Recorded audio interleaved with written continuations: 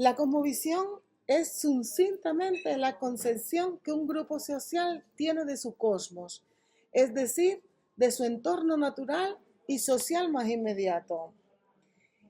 Se realiza a través de las ideaciones surgidas a partir de las preguntas fundamentales que también nos hacemos con los humanos, ¿no? ¿Quiénes somos? ¿De dónde venimos? ¿Hacia dónde vamos? Después de la vida, ¿qué es y quién creó todo lo que nos rodea? Así, las sociedades han ido creando poco a poco en el transcurso de los milenios elaboradas explicaciones que a la vez han servido para normar la vida cotidiana.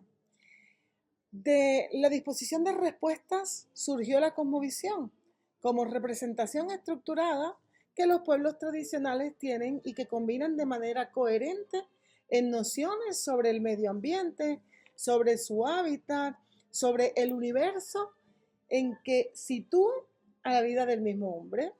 Entonces entendemos que la fuerza e importancia de la tradición o las tradiciones que se mantienen en los pueblos indígenas radica en la propia definición, en tanto es el acervo intelectual que se crea, comparte, se transmite, se elabora y en ocasiones se modifica para adherirse a las nuevas formas que se están viviendo. La tradición se compone también por representaciones y estilos de acción en donde se desarrollan ideas y pautas de conducta con las cuales los miembros de una sociedad enfrentan individual o colectivamente, de manera mental o exteriorizada, en distintas situaciones que les presenta la vida dentro del territorio. Mirar, esta forma de percibir la tradición es contraria a pensar o a pensarla como un conjunto cristalizado y uniforme de costumbres y expresiones sociales que estática o pasivamente se transmiten de generación en generación.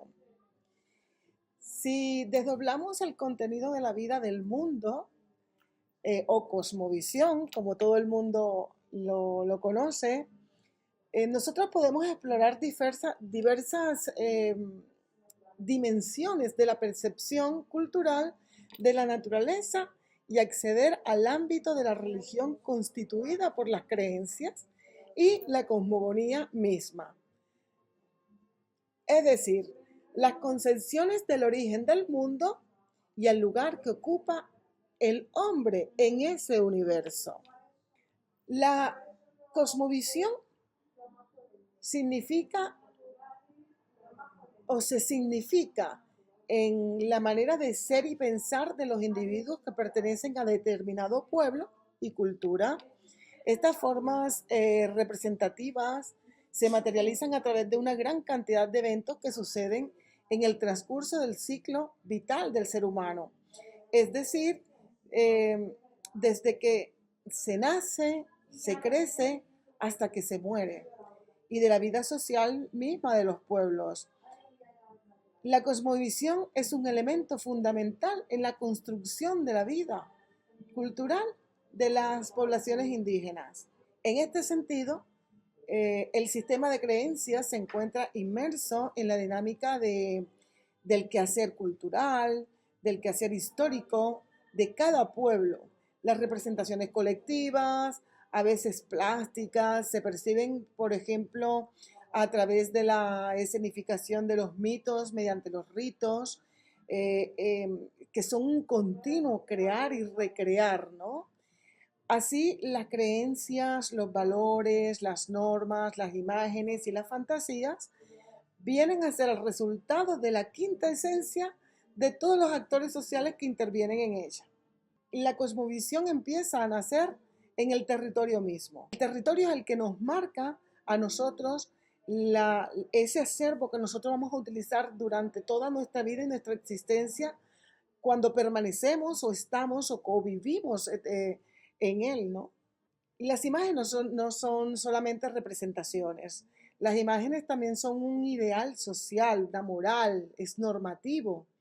Eh, por ejemplo, al respecto a los emblemas, las costumbres, el atuendo, las insignias, todo lo que ustedes me están viendo a mí Inclusive en mis gestos, las fiestas que organizamos, las ceremonias que organizamos, se da dentro de todo y nace todo dentro. Por tanto, no estamos haciendo algo en el momento. Es algo con lo que estamos creciendo, con lo que venimos creciendo y que luego nosotros reproducimos dentro del mismo territorio o fuera de él. Allí tenemos que ver la forma en que se dispone el espacio, todo aquello que atestigua el cierto orden ideal del universo es lo que se representa y representamos en nuestras ceremonias, ¿no?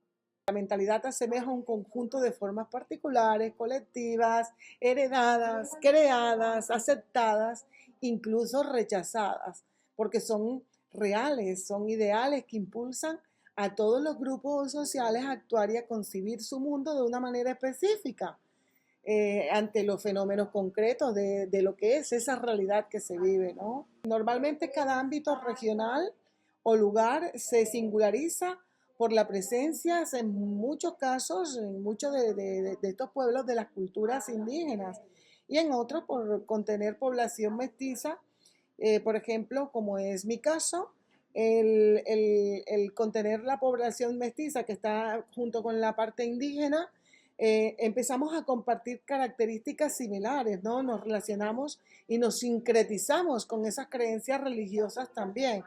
Entonces, podemos decir que cuando, por ejemplo, en mi caso, haber interactuado con los usos, las tradiciones, las costumbres en el pueblo de mi madre, en el pueblo de mi abuela, yo me sincretizo con ellos.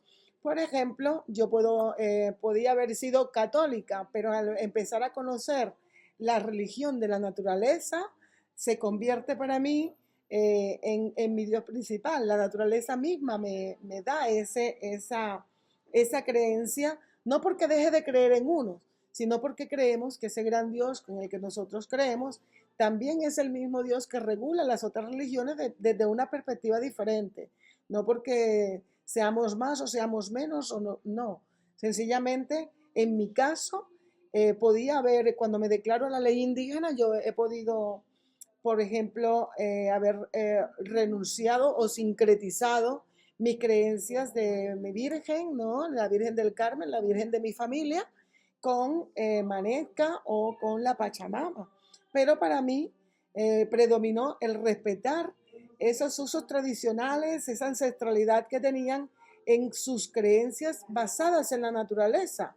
Entonces, tenemos que entender que nosotros cuando estamos en este ambiente no vamos a entender la cosmovisión indígena si no conocemos su mitología, porque la mitología que está metida, está inmersa en la cosmovisión, nos narra con profundo simbolismo el principio del hombre y de las cosas que lo rodean.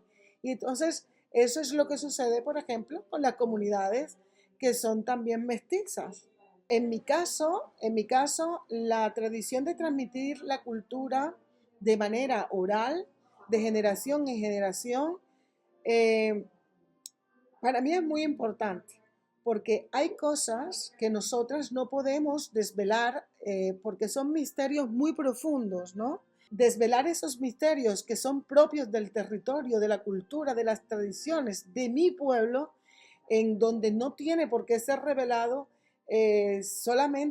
por ejemplo, yo personalmente solamente lo enseño en tradición oral, siempre aplicado al territorio donde estoy dando mis enseñanzas. Por eso hay que entender que, por ejemplo, mucha gente ha sacado información del chamanismo de diferentes pueblos y lo ha acoplado de una forma aplicando lo mismo en el territorio cuando eso no puede ser. Porque vamos a poner que nosotros estamos, por ejemplo, aquí mismo en España. Y entonces vienen y me van a, por ejemplo, a hacer las tomas de ayahuasca. Yo personalmente estoy en contra de eso, lo respeto, pero no soy partidaria de que eso sea así. ¿Por qué no lo veo? Porque, por ejemplo, la toma de ayahuasca se hace dentro de la foresta, dentro de la selva amazónica, porque allí están los espíritus rectores del territorio, que son los que al final, utilizando la planta, van a mostrarle al individuo lo que necesita sanar en su vida, o la verdad con la que necesita andar, ¿no? Entonces, traerse esa medicina hacia aquí y darla en 4 paredes, pues no va a dar los mismos resultados que pueden estar dando, que da en el territorio, hablemos del Amazonas, donde, por ejemplo, se está rodado de naturaleza, del sonido de la naturaleza, toda esa simbología que ancestralmente ya hace parte de la cosmovisión y de la cultura de ese pueblo. Entonces, no se va a vivir igual. No es lo mismo que yo escuche el sonido de una flauta dentro de una habitación, haciendo, por ejemplo, una toma de rapé, a que yo de esa misma toma en el monte con una flauta de fondo los pájaros, porque no te llevan a la misma experiencia. Entonces no es igual el resultado, y en muchos casos, por eso estamos viendo pues que muchas personas dicen, pues que yo he tomado 4 veces y a mí no me ha pasado nada. Pues, ¿cómo te va a pasar algo? Mira, en vez de estarte gastando ese dinero, por ejemplo, en irte a encerrar a una habitación un fin de semana que te costó 400, 500, 600, 1000 euros, coge un avión, contacta con personas nativas de un territorio, por ejemplo, pongamos en el Amazonas, usted contacte, porque hay personas que lo llevan y le hacen los contactos necesarios para que usted llegue por ese mismo dinero a hablar con un taita, y que ese taita lo trate a usted con su medicina dentro del mismo territorio. Y se dará cuenta que la experiencia es totalmente diferente, porque no es lo mismo cuando estamos allí, que nos estamos haciendo una depuración, a que aquí el fin de semana nada más come verduritas y ya está. No, es que no es así. Por eso para mí es tan importante salvaguardar, sobre todo salvaguardar la tradición oral que yo recibí, que sigo recibiendo a pesar de ser ya mayora y sabedora del pueblo zenú, porque nosotros seguimos nutriéndonos entre nosotras y compartiendo información para seguir acrecentando nuestra cultura, y la salvaguardo. Por eso los médicos actuales tradicionales, que trabajamos diferentes ramas, estamos regidos por unas normas que debemos respetar. No puede el primero que haga un curso pretender ser ya maestro porque ha hecho el curso.